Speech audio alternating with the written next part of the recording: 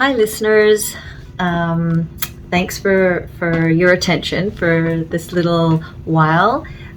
This video is going to be about the power of metaphors, or another metaphorical way to call it, the secret sauce to shaping ideas. So over the past, I'd say, year or so, I've discovered that using metaphors with Show Me the Way, and also without it, just the idea of when I'm aware of the metaphors and how powerful they really are to understanding ideas, to quickly understanding where other people are in their lives, to be creative and imaginative. I mean, it's so powerful that I really hope that what I've discovered helps you in your lives.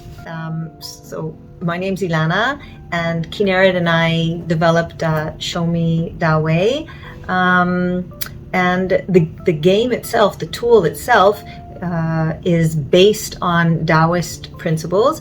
And so this video today with the metaphors is also going to be based on a Taoist view as well. So what's a metaphor?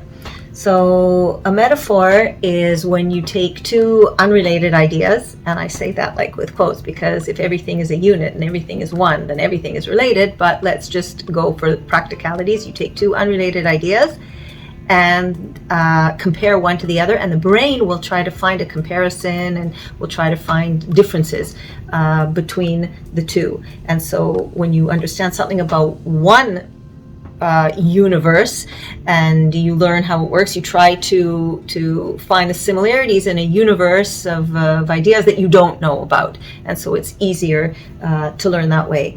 If I was to explain to you my dad, so I would say he's my rock. So already you'd get sort of an idea of what he is for me. For me, it would mean that he is solid, he is there, he is my strength. However, perhaps it would feel like that he's also unavailable, because a rock is hard and there's no real soft communication between people and rocks. So that would be one metaphor. I could use another metaphor and say he has a heart of gold. So then, you'd think, okay, gold is pure, 24 karat, malleable, truthful.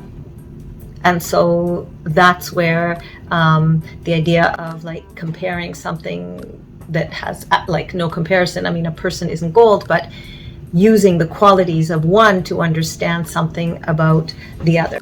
So there's many advantages to using metaphors as that you can quickly express or efficiently express emotions, or explain abstract ideas, and find imaginative solutions to things, and find new ways of understanding things.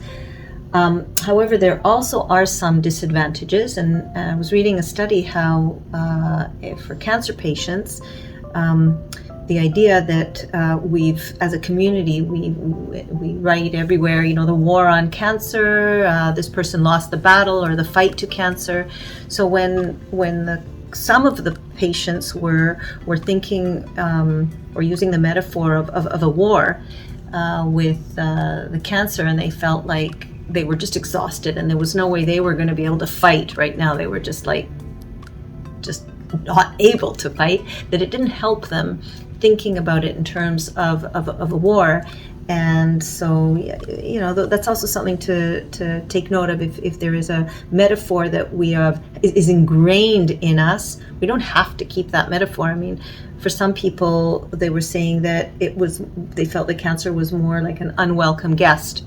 And then thinking about how do you deal with an unwelcome guest in your home? How would I deal with it in my body? Gave them more answers than thinking about it as a war. Or sometimes in some treatments they would want to look at it as a war, and in others preferred looking at it through another lens or another metaphor. So just to be aware that metaphors, as powerful as they are, they can do good and they can do not good. And another interesting thing is that also some communities or some countries have different metaphors mean different things.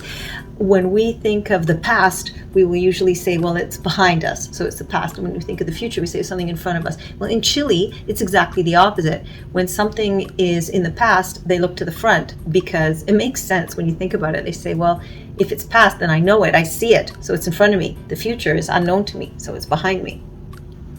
So understanding people and speaking to people of different communities and different countries about their metaphors will also kind of make it more, we can become more aware of different ways of thinking that in the end help us.